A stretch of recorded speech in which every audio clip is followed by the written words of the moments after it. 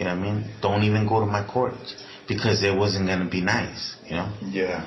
But my mom never missed a court date. See, there's two sides to the coin.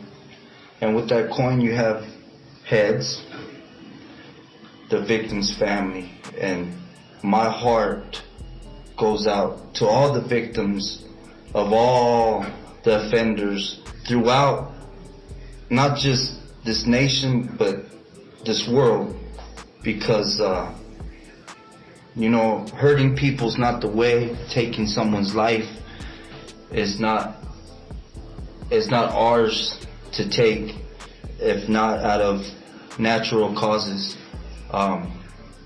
And this is not to denounce the power of victim awareness and victim impact and validating that pain and suffering needs to be healed.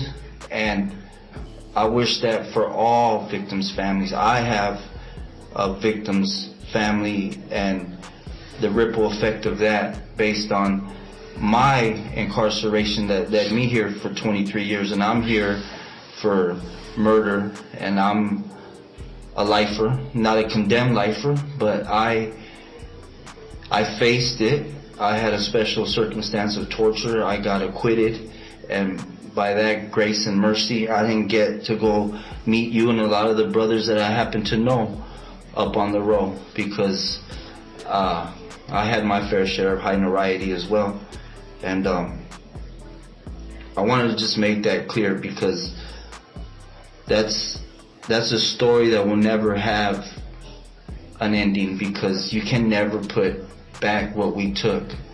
But I want to put this on the air because the other side of that coin, which is the tails, is our family and our jefas. Yeah. And everyone else. But at the top of the podium is our moms. And I want you to tell this world who's going to listen to this, whether you stop by to listen because you don't agree with what our past led us to be incarcerated. There's people that, you know, agree with the death penalty and agree with an eye for an eye and a tooth for a tooth, and I pray for those people. I don't believe in that. I believe in the fact that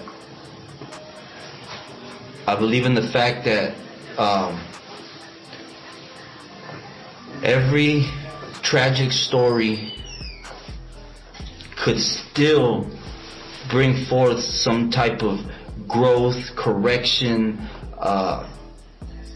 It could lead someone not to make the same mistakes, so on and so forth. And based on that, I'm capturing the other side of the coin, because I want you, as a condemned person who may not be society's favorite, but I want the world to be able to hear you tell your mother what a real apology sounds like. Yeah, I mean, to my mom, I would give her the world, even though I failed as a son. But when my mom asked me what I wanted to do in life, I was honest with her. And all my mom said, if that's what you want to do, then be good at it, you know. And not to this very day, I apologize to my mom for being the son that I was. And to me, my mom is my hero, because no matter what I put her through, no matter what stupidity I've done, she still smiles at me and hugs me, you know, and that feels good, you know, that feels good. And she's my rock. She's the reason why I haven't given up, you know what I mean? And love my mom to death, and I was blessed to have her as a mom. Amen. The word apology is just a word, but you know, there's so much debate about you should apologize, you shouldn't apologize. It could offend anybody affected by by our decisions, choices, and actions that led to our incarceration and our convictions and the titles of what we are here for, because it doesn't feel good to be labeled a murderer, and it doesn't feel good to have to claim that. I carry that title, and it's when I was going to court, I didn't want my mom there because they kept using the word Mexican Mafia and Hitman. And no mother should ever hear that about her son. I mean, she bore me for 9 months to grow up to be what you're not supposed to be. But the way I grew up, I never thought it was wrong. You know, I'm 16, 15 years old. If my big homies are doing it, I'm gonna do it too. Okay, but now, no. On April 15th, 2024, no. Do you think it's wrong, Anthony? Yes. And now I fear from the bottom of my heart that my grandbabies will follow them steps. That's why today, I'm 57.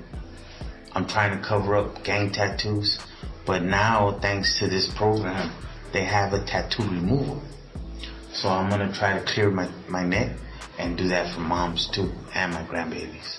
Because ain't nothing, I would die if something ever happened to my grandkids because they chose that way of life. You know what I mean? So from in here, I'm trying to scare straight them so they don't make that same mistake. You know? Amen. Yeah.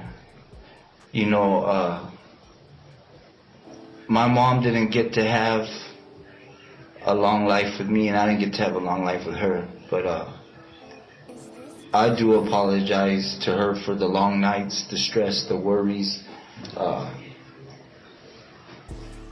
Si te ponen el bote, no te voy a venir a visitar. My father told me the same thing. You know, she had cancer. She was dying. Mendoza, get ready for a visit. It was mobs. Yeah. It was mobs, eh? But see, now she's watching you. You got your own little angel. Yeah, but I say sorry too, eh, you know? Yeah. And I wanted to give this gift to your mom, because I got to talk to her on the phone.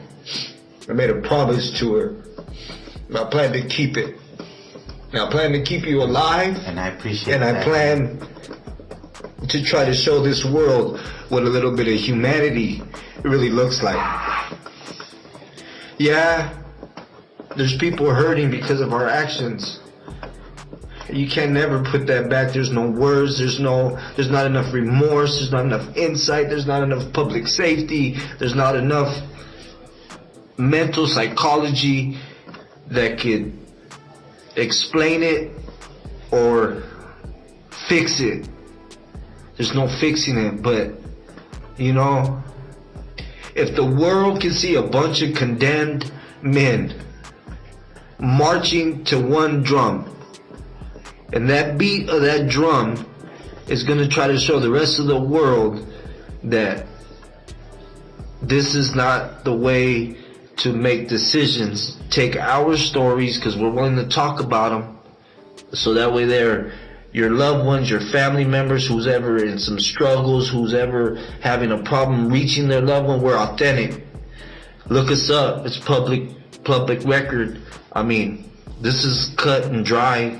They don't get no more realer than this. And you know, I want your mom to really know how much you love her. I wanted my mom to know how much I love her.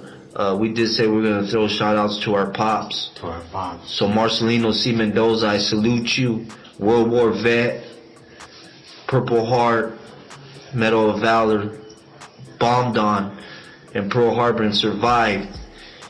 Born 1918, April 26, 1918, and died at 87 years old. Had me at 60 years of age on August 26, 1978. So I salute you and I love you, Pop. And my dad, Antonio Lara Navarro, and best dad, friend, big brother, all in one. And he was also my disciplinary. Eso. But Pops was Pops, and he taught me how to be a man. And my dad did too. And I miss him, but I know he's better off where he's at, you know, watching me, you know, because I used to give him nightmares thinking, just knowing I was running the streets. Well, God bless him. I want to throw a little shout out to your dad, right? For all you listeners out there, all you people who like the culture of the urban culture. So your father raised you guys in Pacoima, California, taught you guys about cars, taught y'all how to ranch. Yeah. And thanks to your father, your baby brother is Demetrio, which is Hector from the movie Friday. Yes. And that green Impala was your dad's car. And for all you listeners, go check out that authenticity, because this is real. And I want to salute your father for that heritage that he left. Cube fell in love with your car, and wanted to use it. He's best friends with my brother to this day. And with that, you know, Dr. Dre and Snoop. Eso. Oh, I'll show you pictures later. And I'm a Street Knowledge Soldier. Yeah, I'm a Dogtown affiliate, and I'm a lighter shade of brown to the rest of my life, man. And it's just crazy how the world works. And I just want to throw that out while we're giving salutes to our pops.